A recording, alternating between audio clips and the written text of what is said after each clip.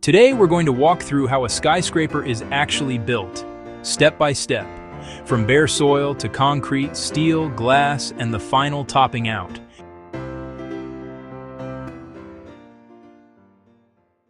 Skyscrapers aren't just tall buildings. They exist because land in dense cities is limited and expensive. So instead of building wider, we build higher. But once you go tall, every part of the process, from foundation to facade, has to be carefully engineered.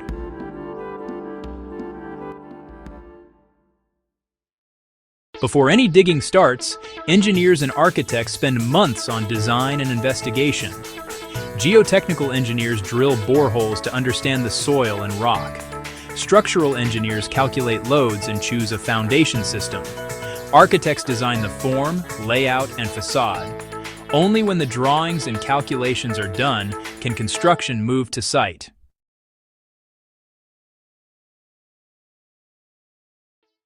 The first visible step on site is preparation. Old buildings may be demolished. Temporary fencing, access roads, and site offices are set up.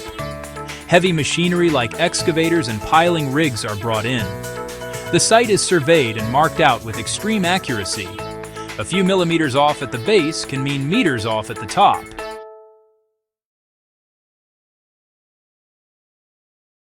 For most skyscrapers, the foundations go deep. Excavators dig down to create a basement or foundation pit. Retaining walls or temporary shoring keep the sides from collapsing. At the bottom, engineers build massive foundation elements that spread the load from the tower into the ground.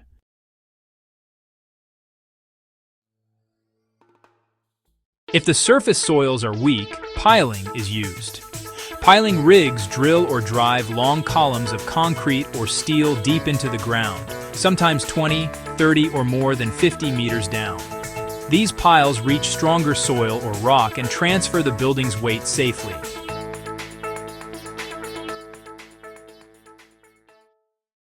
On top of groups of piles, workers build pile caps, thick blocks of reinforced concrete that tie piles together.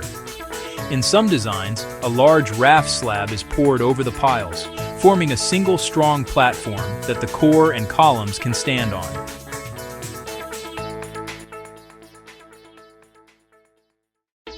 Once the foundation is ready, the first major vertical element is the core. The core is a stiff, reinforced concrete box that usually contains elevators, stairs, and service shafts. Structurally, it acts like the spine of the building, resisting wind and earthquake forces.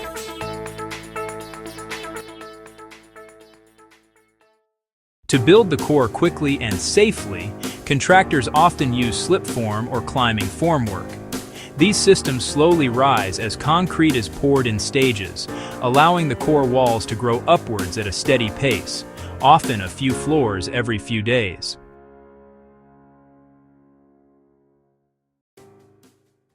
Around the core, the main structure of the floors is built. Depending on the design, the building may use reinforced concrete columns and slabs, steel beams and metal decks, or composite systems that combine steel and concrete. Each floor acts like a horizontal plate, tying the columns and core together.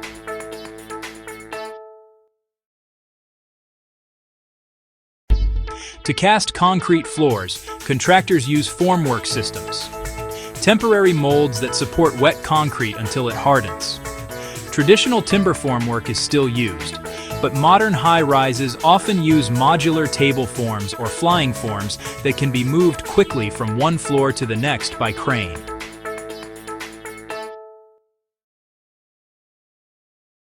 Getting concrete up to higher floors is a challenge. Concrete pump trucks and vertical pump lines push fresh concrete hundreds of meters up through steel pipes.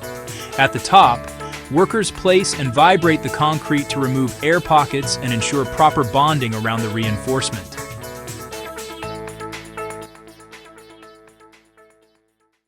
Throughout the build, tower cranes are the workhorses of the site. They lift rebar, formwork panels, steel beams, and facade panels into place. The crane itself is anchored to the core or structure and climbs higher as the building grows.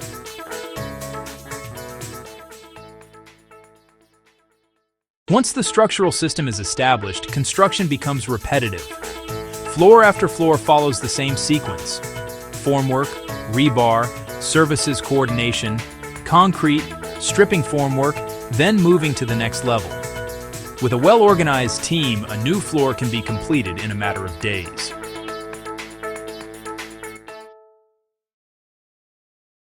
While the structure climbs, the facade team follows a few floors behind, installing the curtain wall.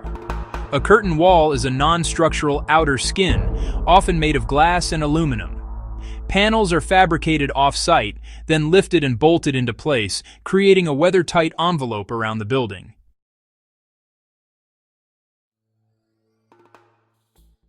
Inside the floors, teams install MEP systems: mechanical, electrical, and plumbing. Ducts carry air from chillers and air handling units. Pipes carry water, waste, and fire protection. Cables and bus bars deliver power and data. These systems are coordinated in 3D models to avoid clashes in tight ceiling spaces.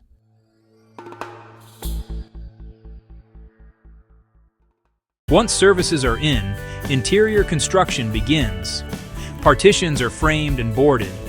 Ceilings are installed. Floors are finished with tiles, carpet or timber. Joinery, doors, lighting and fixtures are added.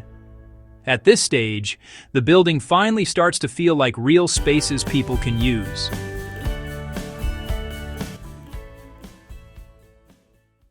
Before opening, the building goes through extensive testing and commissioning.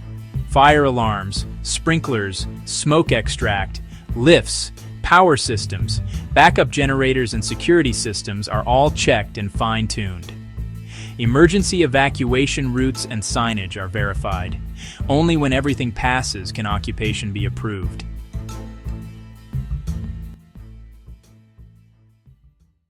When the highest structural point is completed, many projects hold a topping out ceremony. The last concrete pour or final steel beam is celebrated by the construction team. After that, the remaining work focuses on finishing details, cleaning, and preparing the skyscraper for people to move in.